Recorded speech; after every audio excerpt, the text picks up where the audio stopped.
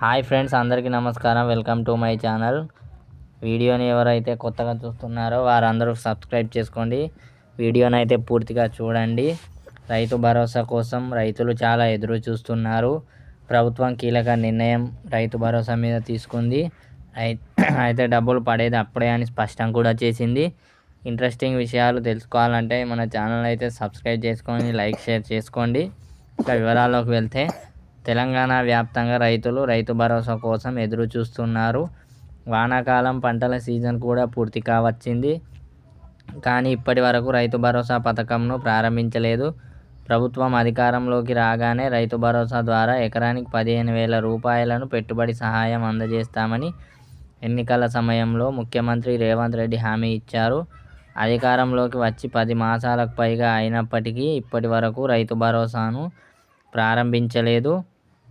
కాగా గత యాసంగి సీజన్లో పాత పద్ధతిలోనే రైతు బంధు పథకం ద్వారా రైతుల ఖాతాలలో డబ్బులు జమ చేశారు.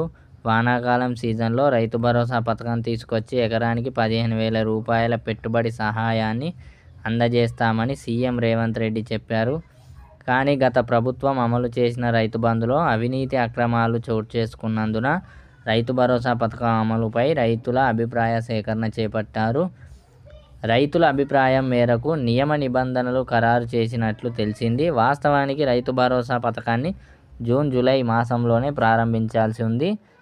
కానీ రైతులు పంటల సాగు చేసుకునేందుకు పెట్టుబడి సహాయంగా జూలై మాసంలో అందజేస్తారు.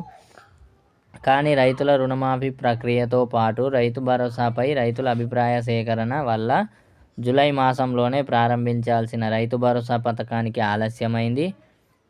ప్రస్తుతం వానాకాలం సీజన్ పూర్తి కావచ్చింది. అక్టోబర్ మాసంలో వరి కోతలు సైతం కోయనున్నారు. ప్రభుత్వం కూడా ధాన్యం కొనుగోలు కేంద్రాలను ఏర్పాటు చేసేందుకు సిద్ధమైంది. దాంతోపాటు సన్నధాన్యం కొనుగోలు చేసిన రైతులకు క్వింటా ఒక్కంటికి 500 రూపాయల బోనస్ కూడా ఇచ్చేందుకు ప్రభుత్వం సిద్ధమైంది. కానీ రైతు భరోసా పథకం ఈ సీజన్లో ప్రారంభం కాలేదు. రైతు భరోసా పథకం ద్వారా ఎకరానికి 15,000 రూపాయల పెట్టుబడి సహాయం అందించాల్సి ఉంది. అందుకు గాను 2 విడతలుగా 7,500 చొప్పున ప్రభుత్వం అందిస్తుంది. వానాకాలం సీజన్లో ఇప్పటి వరకు రైతు భరోసా పథకం ద్వారా రైతులకు పెట్టుబడి సహాయం అందలేదు. కానీ రుణమాఫీ ప్రక్రియ ఇంకా కొనసాగుతూనే ఉంది. రుణమాఫీ ప్రక్రియ పూర్తయ్యాకనే రైతు భరోసా పథకాన్ని ఇవ్వనున్నట్లు వ్యవసాయ శాఖ మంత్రి తుమ్మల నాగేశ్వరరావు వెల్లడించారు. రుణమాఫీ ప్రక్రియ ఇంకా ఎంతకాలం పడుతుందో అని రైతులు ఎదురు చూస్తున్నారు. రుణమాఫీ పూర్తయ్యాక రైతు భరోసా అందిస్తే అప్పటికే వానాకాలం సీజన్ కూడా పూర్తి కానున్నది. భరోసా కల్పిస్తారని రైతులు ఇంకా ఎదురు చూస్తూనే ఉన్నారు. Thank you for watching my channel.